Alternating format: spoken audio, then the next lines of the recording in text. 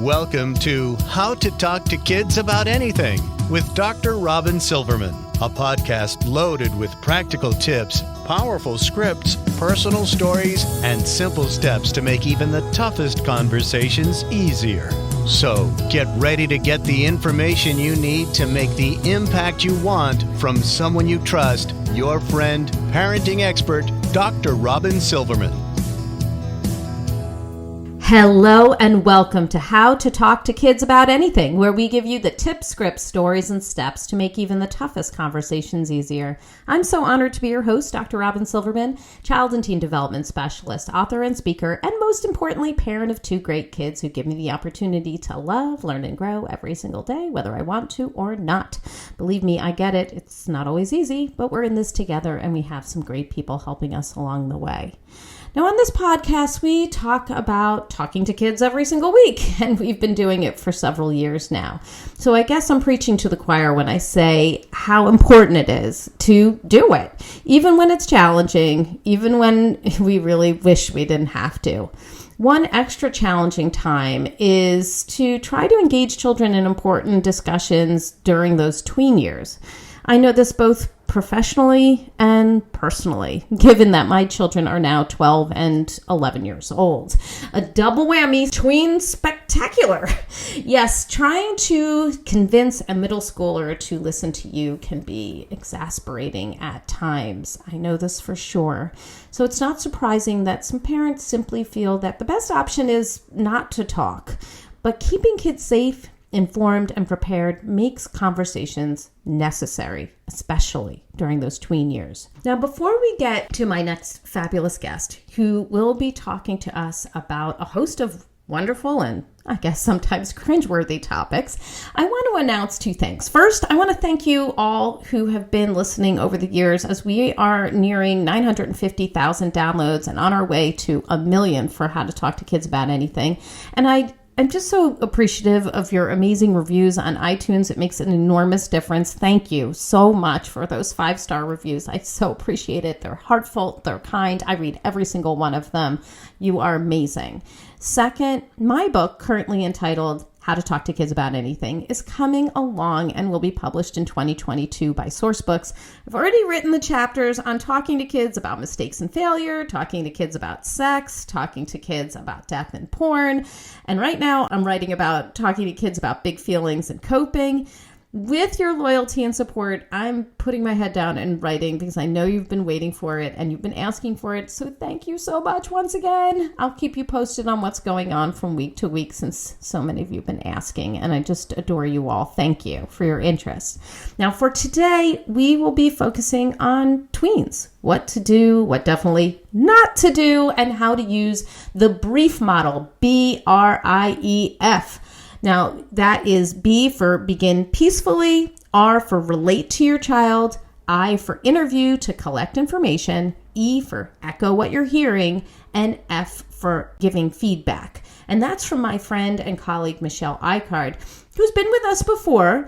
We've talked to her about handling a different aspect of middle schoolers and helping them thrive. Michelle Icard is a member of the Today Show parenting team and NBC News Learn, the author of Middle School Makeover. That's what we interviewed her on. Her work has been featured in the Washington Post, Chicago Tribune, the Christian Science Monitor, Red Book, Time, and People. Her leadership curriculum for middle schoolers, Athena's Path and Hero's Pursuit, have been implemented at schools across the U.S., and her summer camp curriculum is offered at more than 20 camps each summer. She has written a new book called 14 Talks by Age 14, where she explored some essential conversations that we need to have with our tweens before they enter high school, which we will be discussing today. She also has an online companion course that goes with the book at michelleicard.com. And she lives with her family in Charlotte, North Carolina, a fellow North Carolinian. Welcome, Michelle, to How to Talk to Kids About Anything. Howdy, neighbor. Welcome to North Carolina, and thank you for having me back on the show. I wish Charlotte was closer to Raleigh. I mean, you're, it's like you're my neighbor, but you're like quite far away. So, and I love Charlotte, but I may say that a visit may have to happen at some point in the future, or maybe like meeting in the middle somewhere cool. yeah, I think we've got plenty of excuses that we can come up with to do a little travel. Beautiful areas. So before we get into your brief model and sort of applying it to some of these key conversations that were about, money and sexuality and technology and lying and reputations, can you tell us what gets you up in the morning and what got you so interested in tweens and the need to talk to them about certain topics before they get to high school? Yes, what gets me up in the morning, other than the dad joke of coffee, I would say, what gets me up in the morning? I love this work. I love helping people figure out how to have stronger relationships that are fun, that have depth to them, and that are fulfilling, and that allow you to not be dependent on the relationship, to be really happy in your own right, and then have a really good thing going with the other person. I don't know why I'm particularly drawn to that. I have been my whole life. And so that's really what fuels me, is figuring out ways to find solutions to this part of our life that I think is really just sort of, it's not concrete. So it's hard to figure out, and that's a fun puzzle. Yes, excellent. I'm so appreciative of the work that you do, because the tween years are tough. We feel like the kids are sort of there, but sort of pulling away. We feel a lot of animosity at times and frustration, but they're really neat and cool and becoming their own selves during that time. Now, in your book, you talk about 9 ways to improve your conversations with tweens, such as shifting from being a manager in our children's lives to being assistant manager, using Botox brow, which we talked about in the past, which I loved, avoiding the ambush and appearing disinterested, and designating a proxy. So can you talk about maybe 3 of these and how they can help us have successful conversations with tweens? Absolutely. So let's do the greatest hit first. I know we did Botox brow before, yes, but really quickly, in case someone didn't hear that interview or read the first book, I think it's probably the most important tip I have for how to communicate well with your tween or teen, and it has nothing to do with what you say and everything to do with how you look when you say it. So the gist of this tip is that kids in adolescence, their brains, we know, are rewiring and reconfiguring to be able to do great things. And while that's happening, their ability to read facial expressions is severely compromised. The part of the brain that they use to read facial expressions is undergoing some really big changes, and they don't rely on that. That's the prefrontal cortex. And instead, they really rely on the amygdala to read facial expressions. We know this from research and studies where kids and adults were put through MRIs and asked to look at photos of people's faces and say, what is this person feeling, just by looking at them? Right. Because we know that, we can understand why when a kid looks at an adult and the adult has a scrunched up forehead, sort of a wrinkled brow in any form, the kid might assume that the parent is angry even when they're not. This happens constantly in my house. My daughter always thinks my husband is angry when she says something, and it does create a big reaction. You're absolutely right. It really does. So my tip here is to pretend you have been overly Botoxed. You're a celebrity on a late night talk show, and you cannot move your forehead when you talk to your kid. Having a really neutral expression opens your kid up to you and invites more conversation. And as you just mentioned, not doing it can be a real conversation stopper. Yes, exactly. And so I know I mentioned this to a friend of mine who has got a very expressive forehead. And she was holding her forehead. She's like, I think I'll just walk around like this. I'm just going to hold my hand in front of my forehead and I'll talk this way, because, sometimes you don't even realize what's going on in your face sometimes. And you actually have to think about it. What is my face saying right now? That's right. This is one that takes a lot of practice. And I think I held my forehead too in the beginning. But over time, you get used to it. And the other thing you can do is just tell your kid what you're thinking. So if they react like you're angry, you can clarify. So if you make the mistake, it's easy to correct. Okay. And then what about this whole idea of the assistant manager that you talk about? This is a really big paradigm shift for parents of kids this age. Essentially, as the parent of a younger child, you have made all the decisions regarding their identity up to that point. And what I mean by that is there are just sort of categories of things that kids in early adolescence want to take on for themselves that moms or dads or caretakers have largely done. Example, kids want to start figuring out what their style is, whereas you may have just bought the clothes and put them in the closet before. Absolutely. They want to decide who their friends are. You know, who are they going to hang out with? Whereas before you scheduled the play dates because there was a parent you wanted to talk to or it worked with your schedule or, you know, whatever it may be. So kids really need to begin to take some ownership over these decisions regarding who they are and how they present to the world and what they think and believe. So what I ask parents to do is to remember the worst manager they ever had and to list out some of the qualities that made that person a bad manager. Often I hear things like, oh, they were intrusive of my time. They didn't respect my work-life balance. They were a bad communicator. They were overly emotional. If you come up with that list and then you flip that around, you've got a really good job description for yourself for how to become the assistant manager as opposed to the micromanager of your tween. Okay. And really helping yourself realize that if you felt like a manager was overly controlling, then you're asking yourself, how can I make sure that I'm stepping back and allowing my child to take ownership of his or her choices and then putting myself in a supportive role? So then what does that role look like? What would you say is the sort of supporting role then that you would take when it comes to some of those things that you used to be doing all the time, the clothes, the friends and everything? What would be an example of taking a supporting role in those? Right. Well, I think you distilled that perfectly. And so examples, what that would sound like would be, you know, how can I support you in this? Do you need help figuring this out? We're so used to being omniscient when it comes to our kids. We've been there, done that. We know better. We have wisdom. We have experience. But kids this age have to begin practicing making decisions for themselves, or they don't earn the same experience that we have. So it's really heavily rooted in curiosity and asking questions instead of trying to fix things. Right. Okay. All right. That makes a lot of sense. And I think that it gives us a good example of what we're going to be doing.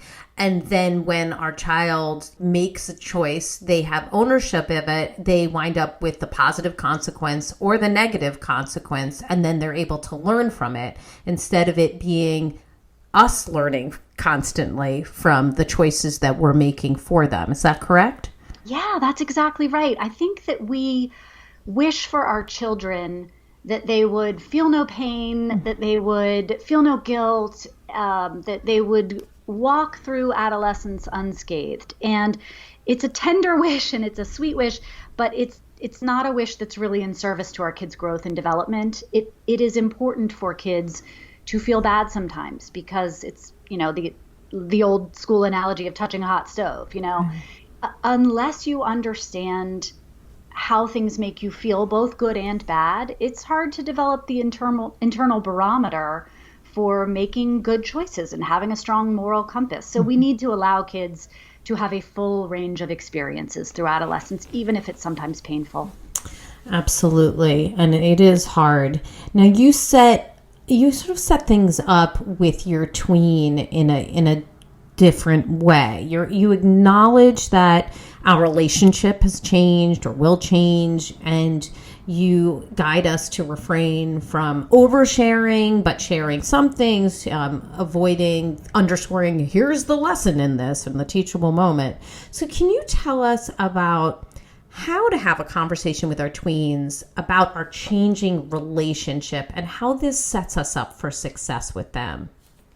Sure. I actually think this is one of the more fun conversations in the book. So there are 14 broad topics with little mini detailed scripts underneath those broader topics. And this is the first chapter where we get to sink our teeth into one of these topics, and it's the changing parent-child relationship.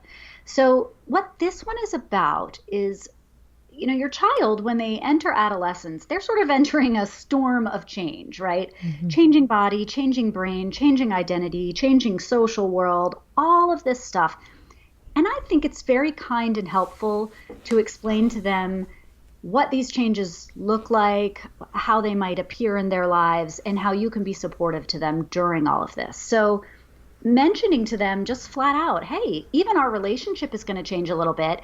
And that's exciting because you're growing up, you're getting more independent, you're going to start doing more things on your own. I'm here as part of your team. I'm here to support you. I would love to talk to you about the things that are happening in your life. And it's my goal to be someone who you can come to when you need to.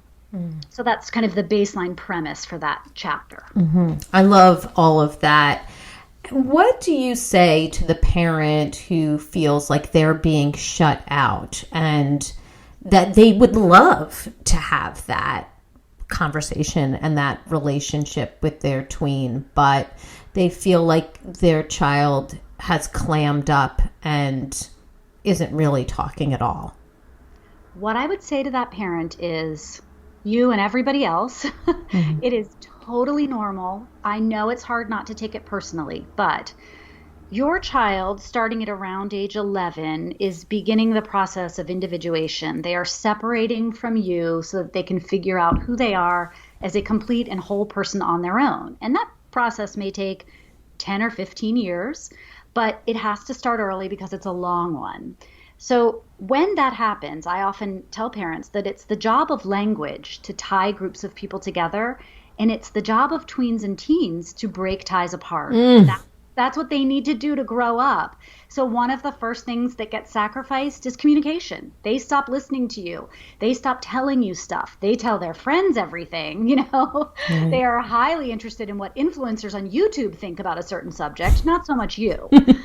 So what I would say is just please take comfort in the fact that this is developmentally appropriate, and not take it too personally, and know that there are some things you can do, some tweaks that will sort of serve as a bridge during this time and allow your kid to open up a little bit more than they might otherwise. So what would you say are some of these bridges that may open up conversation and the communication and connection? Well, the biggest one is the brief model that I introduced and you talked about at the beginning of this episode. And the reason that one is so effective is that because kids are beginning this process of pulling away, they become skeptical. They become naturally a little suspicious of you and your motive when you want to talk to them. And so many parents who I work with will jump to that final step, the F in brief, for feedback, and they'll think, gosh, I've got maybe 30 seconds. I need to tell my kids something before they walk out of the room or pick up the phone or dismiss me. And so they quickly go to advice giving phase. But kids this age, they need to feel that you are reestablishing a rapport with them. And that's what the first 4 steps of that model are all about. It's sort of reimagining the trust between you two and giving them some credit and some autonomy and some an ante in the conversation. And so I think that is the biggest bridge, is slowing down and going through that process on some conversations is a real, it's a great way of building that bridge together between the two of you.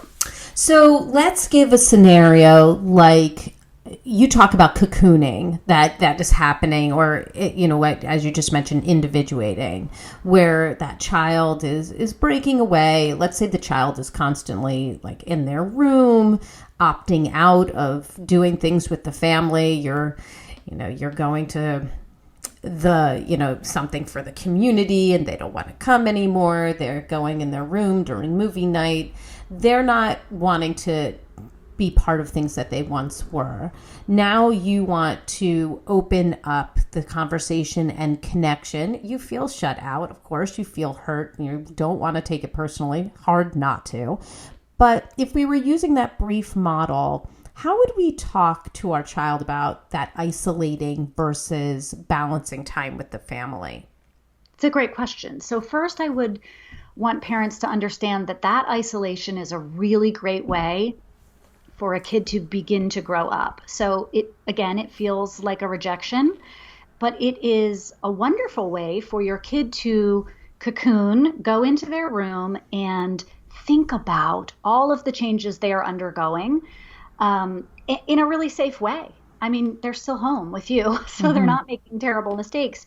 So knowing that, I would say don't feel that there's any rush to talk about this. So the B here might be scheduling a time to talk. So you begin peacefully by saying, hey, looks like you're heading up to your room tonight. I love that you love your room. I'm so happy that you have that space. I'd love to chat with you sometime about just family stuff in general. So would you like to talk maybe tonight before bed, or do you want to do that tomorrow? So that's a chill way to begin, peacefully. And then you'd go to relate. So that could be something like, have fun up there. I used to love going to my room too. I totally get it. Just, I'm on the same team. I'm not here to bust you. The I, say it happens later that night or the next day, is interview. So this is where you get to ask some questions. What do you love doing in here? Take me on a tour of your room. I haven't even been in here in a while. Have you made any changes? What's your favorite part? What do you wish you could change? Just a casual way of sort of building rapport with your kid. E is echo what you hear. And that's really, anybody who's been to a therapist or seen one on TV knows how this goes. So, like, oh, it sounds like you really love this, but it's kind of a drag that you've had the same paint color since you were a baby. I get that. Maybe we could talk about that sometime, So that's echoing what you hear. And then the F is feedback. So this is where, instead of when your kid wanted to quit family movie time and go upstairs, instead of saying, hey, we come back down here. We love you and we miss you, and it's important that you're part of the family. Have a seat. This is your chance. Here, F. You've established some rapport. You've given them a bit of breathing room. So you might say, you know what? I really get it. This is a great room. I'm glad you get to spend this time in here, like I said before. And also, we love you and we love having time with you. So is there a compromise we can come to where you still get a ton of time in your room, but also you're an important part of this family and we value you. We get that time with you too. And then work together and come up with something. Maybe it's you get to bow out of every other movie night, or, something like that, some kind of a compromise that gives them the feeling of independence while still understanding that they are an important part of your family. Of course, like all these things are rushing to my head right now because I'm like just right here in that stage of life, and having a conversation with my daughter the other day where, she's going into the back seat of my car, not the front seat of my car, to do her homework and whatever while I'm driving her to her circus class where she does silks. And it's like a half an hour. And I'm like, I really wish that she was sitting next to me and that we were like able to have this conversation. And there have been times where I've mentioned to her, I'm like, oh, I really wish you'd sit in the front seat with me. I would love to connect with you and talk with you. And she'll be like, oh, maybe I'll do it next time or whatever. And I'm thinking, I skipped all the steps. I skipped every step and I went straight to F. So I'm going to try that again. Yeah, she probably feels like she's cocooning in your back seat. It's a mini apartment for her. She loves it. She can spread all of her supplies out, Yeah, she does. She said she loves it back there, and she feels like she can concentrate better when she's back there alone. And I get that. And obviously, when you're doing your homework, like, who wants somebody next to you? It makes complete sense. It's just like, you have these iconic movies in your head and your book you read about these people. Like, oh, remember the best time to connect with your child is in the car. And then they're sitting side by side and not in front of your face. And I know, like, I totally get it. But, I'm a big believer in dangling carrots. So I would use that. And I would say something like, I love that you are focused on your homework. Give her some compliments. I love that you're so dedicated to getting it done and that the backseat works for you and it's comfy.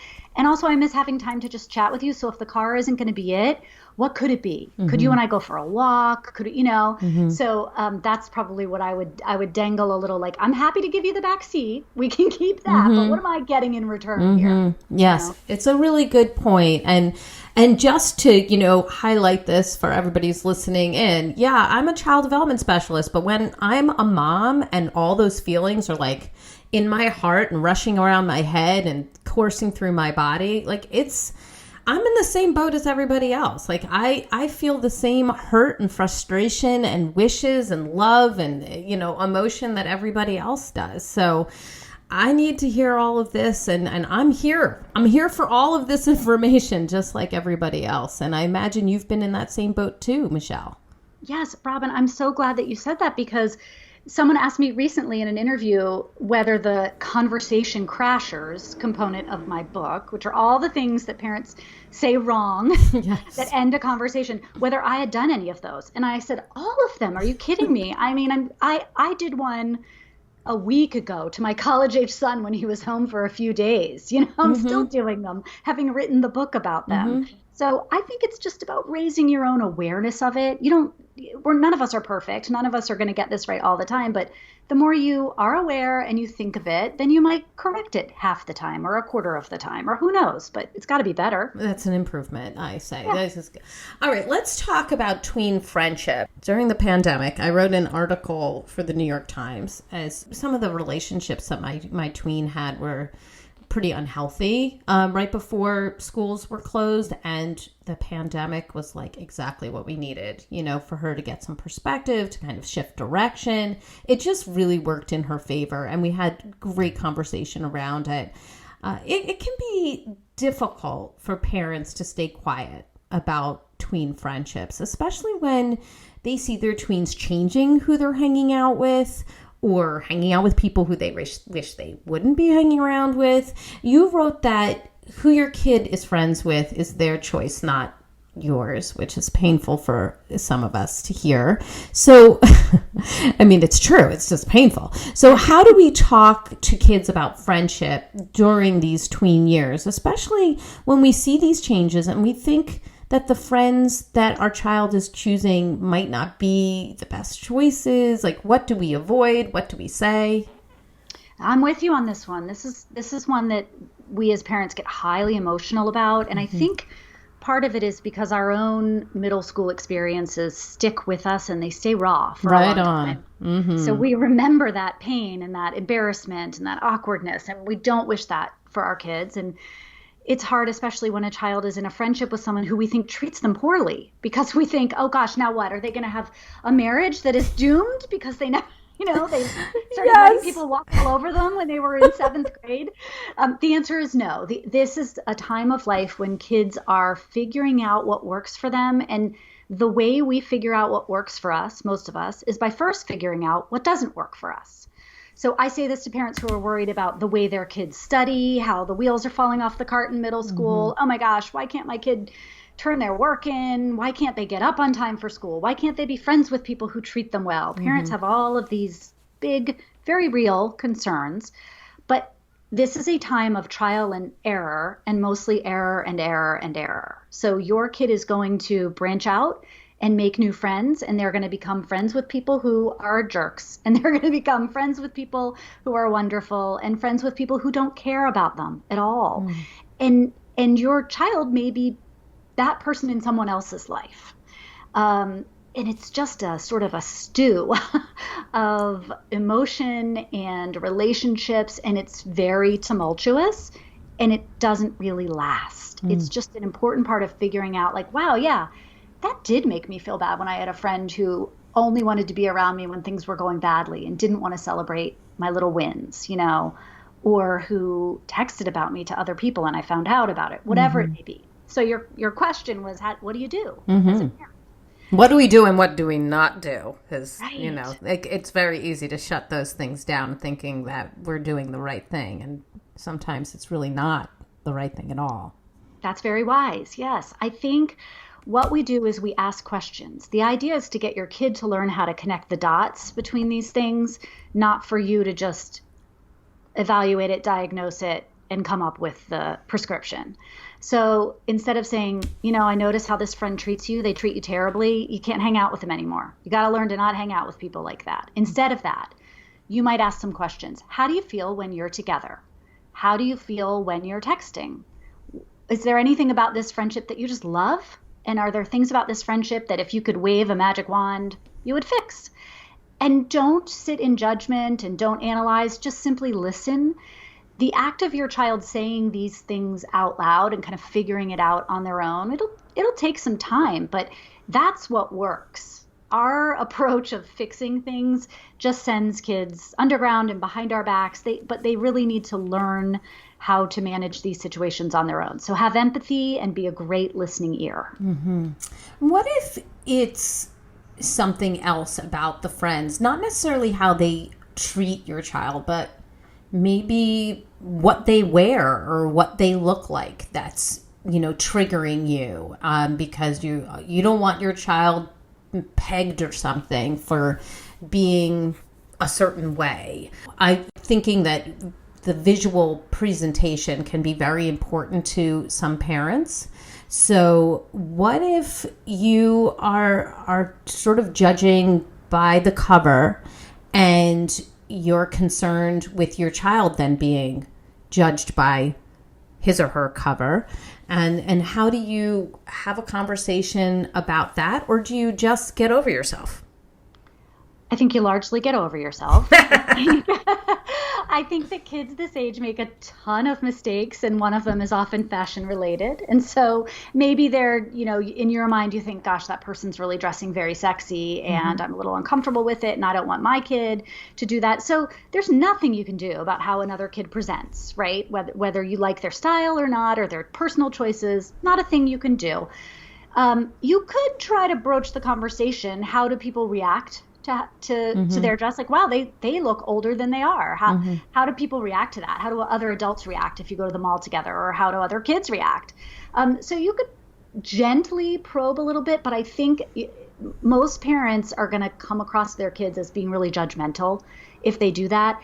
And then the kid will not feel comfortable coming to you and talking to you about the meatier substance of the friendship if they think you are really hung up on superficial things in their mind.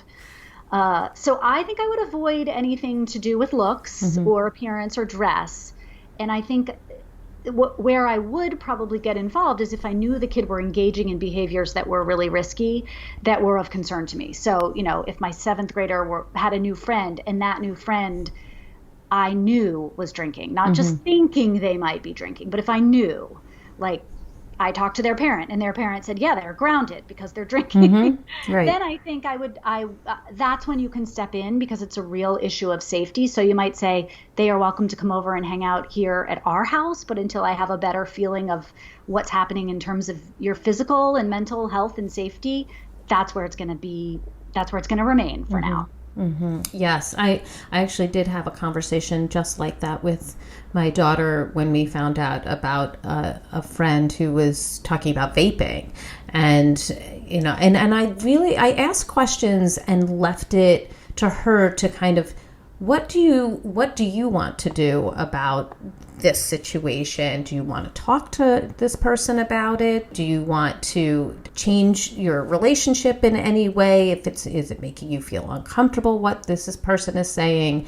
And my daughter said, I think I just want to keep that friendship as something that happens in school, but not outside of school. And that, I was like, oh, that seems like quite mature to just keep it there, right? So yeah. I was glad that I left it to her to make that choice for herself, and just brought up the information and, what did you think about this? And what did you think about you being told about this? So that was interesting. What about tweens? We know that they have a lot of big feelings. They can be explosive, or they can be dormant and sort of seep out in covert ways, and they can be very hurtful, obviously, as well.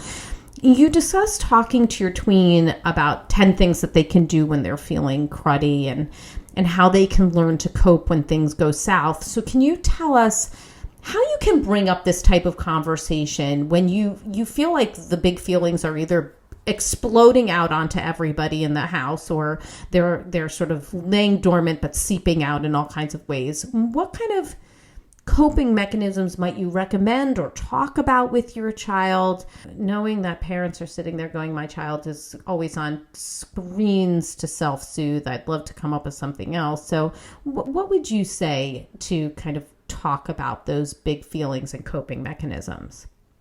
This is one of my favorite tips, and it's one of my favorite because it worked well in my home. So I have a lot of experience with this one. I have a daughter who is now 20, but when she was young, even mid-elementary school range, she had pretty severe anxiety. And I know lots of listeners will relate to that.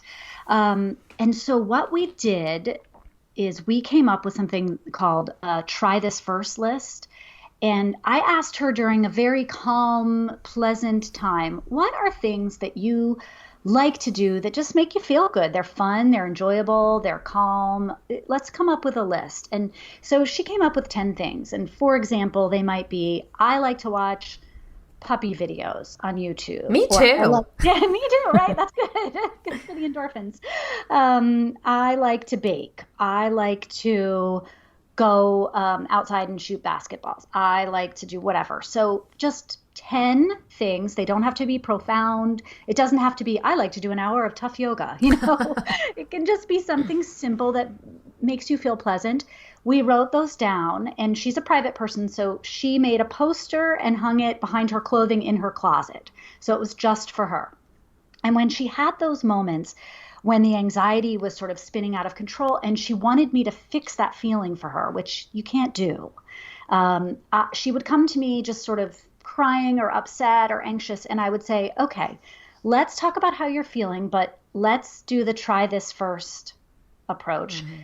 Go pick one thing off your list, set a timer, or I'll set a timer for 15 minutes, do that thing for 15 minutes, and then we'll talk. And 9 times out of 10, it provided such a distraction that we could then have a meaningful and productive conversation afterward about how she felt, or, but it was a great way to teach her how to cope and how to self-soothe. And so it's been, a part of our family toolbox for a really long time.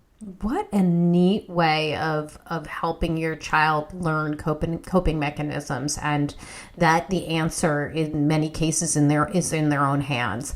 You mentioned this idea of a distracting mechanism, and we interviewed Janine Halloran, who does a ton on coping mechanisms for all different age groups, and that was one of the main ways of coping, along with calming techniques, physical techniques, sensory techniques, yes, and this distracting idea, just to help recalibrate and be able to have your brain, instead of ruminating on the thing that is really weighing on you, it gives you a little bit of distance from it. And then as you mentioned, then that person is able to talk about it more willingly, but also with some more perspective. Is that what you would say?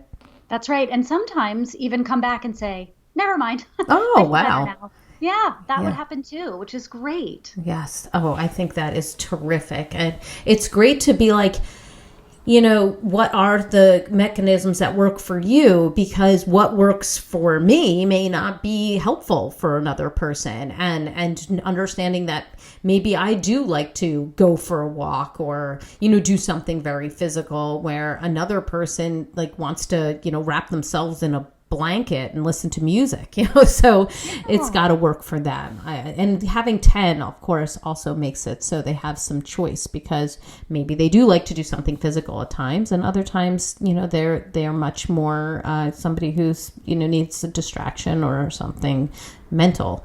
So really good. So what about, I know this is probably on a lot of people's minds because they're talking about tweens. Let's talk about technology.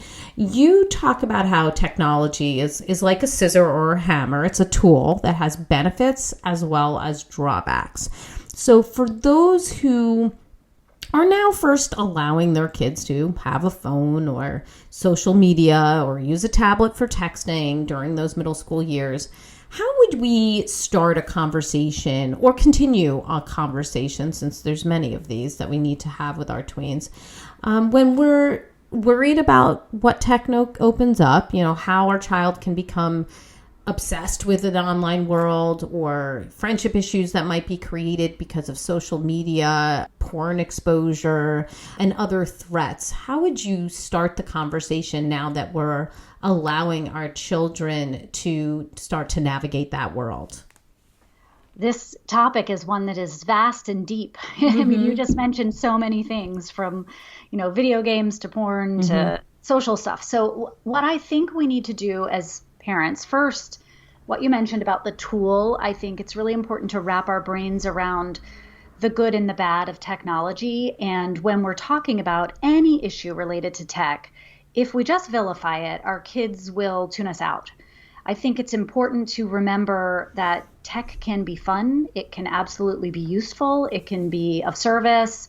It can be entertainment. So recognizing that as you begin any conversation, I think is a real good way to keep the door open as you continue to talk. And then I think whatever it is that parents, whether it's porn, whether it's playing video games, whether it's Instagram and concern about self-esteem, I think parents have to do some amount of pre-work before opening this conversation. So typically what I say is I want you to really drill down into what your biggest concerns or fears are here.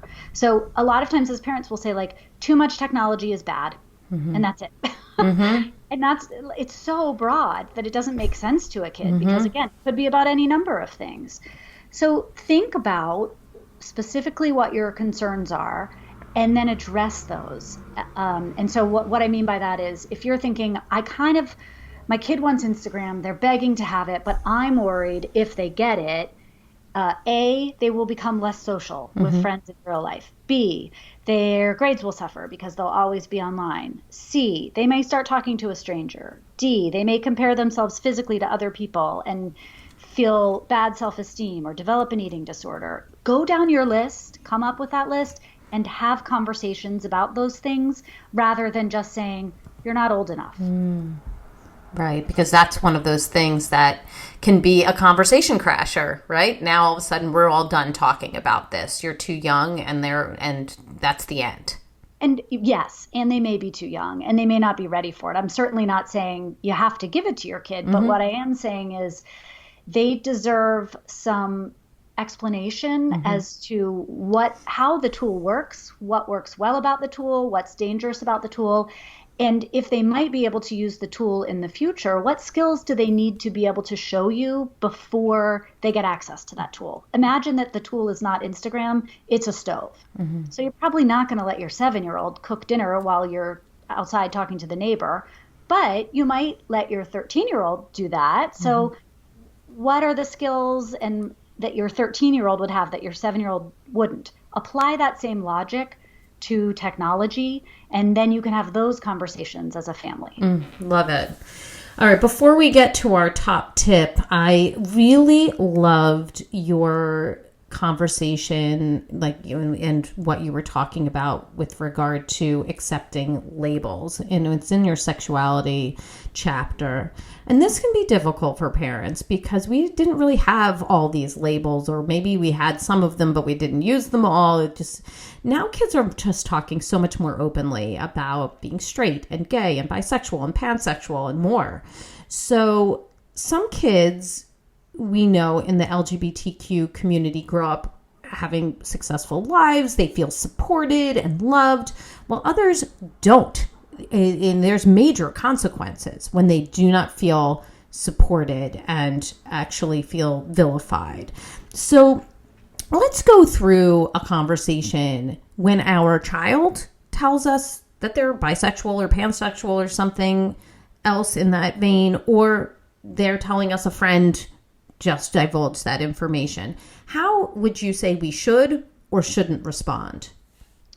Well, I think the easiest thing to begin with is how not to respond.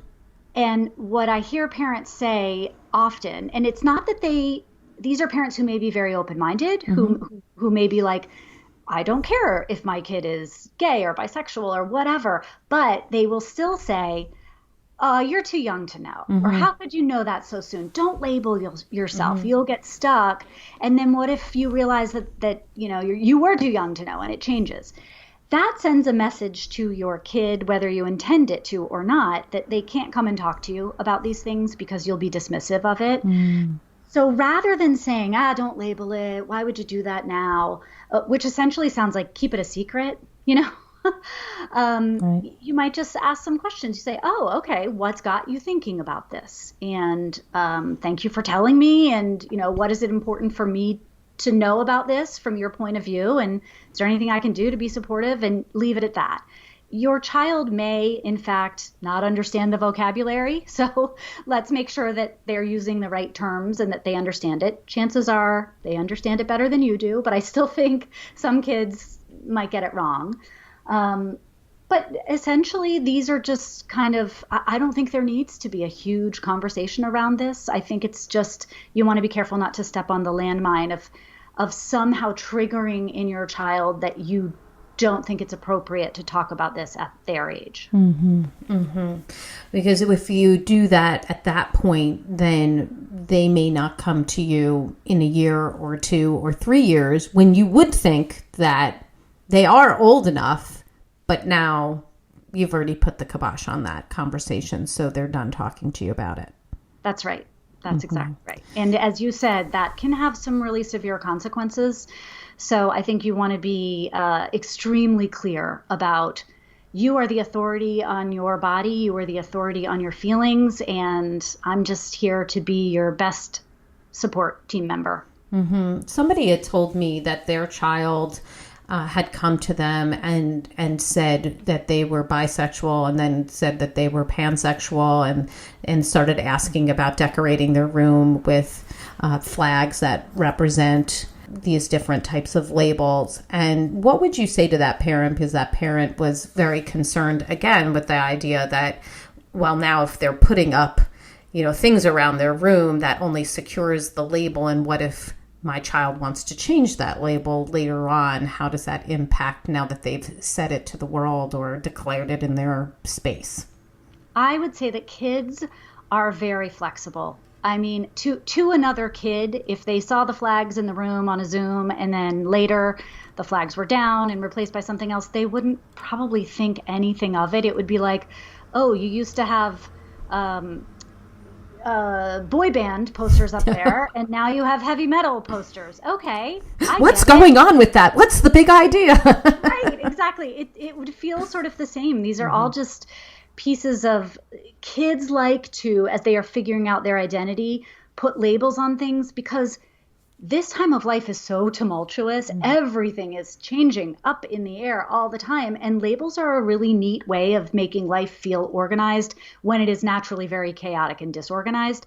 So, of course, you want to throw all of your favorite bands up in your room, or your favorite, whatever it is. TV shows right now for my tween. She wants Stranger Things and anime and all kinds of things. All kinds of things up there. Marvel. Yeah, because it's a way of telegraphing to the world, this is who I am. I've made these choices and this is who I am. And if a pride flag does that for you, great. And if years later you decide, you know what, I don't need a pride flag hanging in my room. Instead, I want to have a, keep calm and drink tea poster. Great. That's fine too. That's quite a flag right there. Right. That's quite a poster. Okay. Give us your top tip. What do you want us to walk away with after listening to this podcast about conversations with tweens? I want parents to know that these conversations are about building rapport over a long period of time. They're not about knowing the perfect thing to say and having the perfect conversation. That will never happen. But you can have terrific, meaningful, quick, easy conversations with your kids if you just keep it up, keep practicing. Excellent. And give us the resource of the week. Where can we go to get more information about you, your book, and the work you're doing? I'm having a ton of fun on Instagram lately. Yay. So I think join me there if you're on Instagram. I really love to post a lot of free advice and tips and funny things. And then if you're not there, head to my website, which is michelleicard.com. Excellent. And I'm sure people will. This has been so educational and fun to talk to you. You have such great insight and strategies and scripting for these tween years that so many people need, including me, of course, because I've got it going on right now too. And sometimes it's just nice to know the kinds of things that we can say in some of these concerning times when we're like, I'm just not sure what to say. I don't want to say the wrong thing. I don't want to stop communicating with my kid. I want them to open up, even knowing that this time they may not talk right away. And it may take time. It's not always easy, but it's great to have your information out there so that we can refer to it as needed along the way with these middle school years. So thank you for being on the show today. Thank you, Robyn. Well, I've got my takeaways, and sweet friends, I know you have yours. Let's discuss them. Come up on Facebook, go to the Dr. Robyn Silverman page, or let's chat about it at drrobynsilverman.com or twitter.com/Dr. Robyn. Also on Instagram under Dr. Robyn Silverman. I'll be going back and forth with Michelle Icard about all this stuff with this podcast. What an incredible array of conversations that we've been talking about. Some great strategies, some great scripting. We want to go through all of that online with all of you. I'll be creating some memes that depict some of the things that Michelle said, because I think we need to share it around so that people can talk about it themselves and talk about it with their families. And if you love this podcast like I did, I'd really hope you go up to iTunes and rate and review it. I can't tell you how much it means to me. It actually really changes the algorithm. I wish I didn't need all of them, but I'm going to tell you, your 5-star reviews mean a lot to me and get this information that Michelle has been talking about and all of our other guests have been talking about out into the world. And we want those strategies used and practiced at all of these different homes, because it's helping kids, it's helping parents. That's all the time we have for today, my fellow parents, leaders, and educators. Thank you so much for tuning in to How to Talk to Kids About Anything. For more information on books, articles, speaking engagements, or curriculum, please visit drrobynsilverman.com. There's so many great podcasts up there, and the show notes to this podcast will be up there as well. I look forward to weathering the storms and enjoying the sunny side of life together. And please remember, even on the days when you fall short, you've got this, you're here, you're getting the information you need. I know it's not easy, but never forget there's always tomorrow. I have no doubt you heard something today and you thought, oh, I'm going to file that away for the future. Or, oh, yeah, I did say that. I put my foot in it right there. And now I'm going to go back and try again. You can always try again. Parenting is the ultimate do-over. I see you and I'm right there with you. And as there are moments when we doubt our know-how, our choices, and our sweet sanity, please know you are 10 times the parent you think you are. Until next time, this is Dr. Robyn Silverman with How to Talk to Kids About Anything. Please tune in again and keep connecting through conversation. See you next week. You've been listening to How to Talk to Kids About Anything with Dr. Robyn Silverman. For more information on books, articles, speaking engagements, or curriculum, please visit drrobynsilverman.com.